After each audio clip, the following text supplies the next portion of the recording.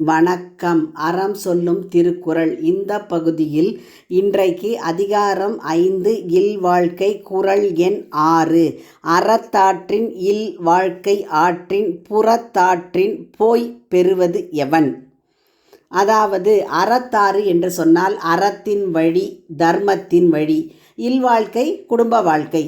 ஆற்றின் அப்படின்னா நடத்துறது அல்லது செலுத்துவது. புறத்தாற்றின் இல்லறத்திற்கு புறம்பான வழிகளில், மாறான வழிகளில். பெறுவது எவன் என்று கேட்டால் பெறுவது என்ன? அப்போ அற வழியில் இல்லறம் நடத்துவதே முழுமையான பயனை தரும். குறளினுடைய பொருளை பார்த்தோம்னா, ஒருவன் அறநெறியில் இல்வாழ்க்கையை செலுத்தி வாழ்வானானால் அத்தகையவன் வேறு நெறியில் சென்று பெறத்தக்கது என்ன? அப்போ இந்த குறளுக்கு நம்ம சிறந்த உதாரணமாக பார்த்தோம்னா கணநாத நாயனாரின் கதையை சொல்லலாம். அவருடைய வாழ்க்கையானது அன்பையும் அறத்தையும் பிணைத்து வாழ்ந்த ஒரு வாழ்க்கை அவருடைய வாழ்க்கை. இல்லறமே துறவரத்தை விட உயர்ந்தது என்பதை நடைமுறையில் காட்டியதால் இந்த குறளுக்கு இது சிறந்த எடுத்துக்காட்டு.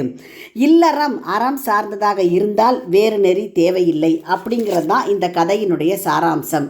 அப்போது இவர் கணநாத நாயனார் என்ன பண்ணார்னா, தனது இல்லறத்திலே அறத்தோடு வாழ்ந்தார் அப்படின்னா பகுத்துண்டு, பழி அஞ்சி, பிறருக்கு உதவி, இந்த அறநெறிகளை எல்லாம் பின்பற்றினார்.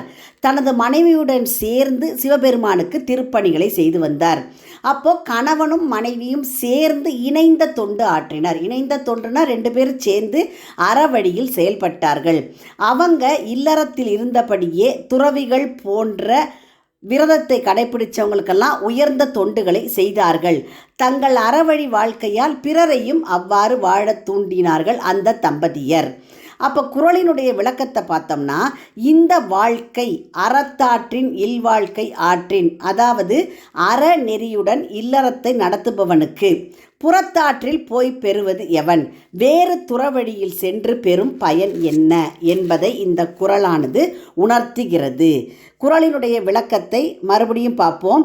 ஒருவன் அறநெறியில் இல்வாழ்க்கையை செலுத்தி வாழ்வானானால் அத்தகையவன் வேறு நெறியில் சென்று பெறத்தக்கது என்ன? அப்போ அற வாழ்க்கை வாழ்தல் வேண்டும்.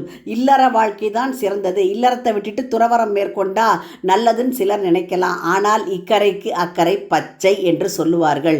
அப்போ இல்லறத்திலே இருந்து கொண்டே நாம் எப்படி நல்ல அறங்களையெல்லாம் செய்து நாம் செய்யக்கூடிய அந்த புண்ணிய காரியங்கள் எப்படி நாம் பிற்கால வாழ்க்கைக்கு உதவியாக இருக்கும் என்பதை அறிந்து மனிதன் இல்லற வாழ்க்கையை நல்லற வாழ்க்கையாக நடத்துதல் வேண்டும்.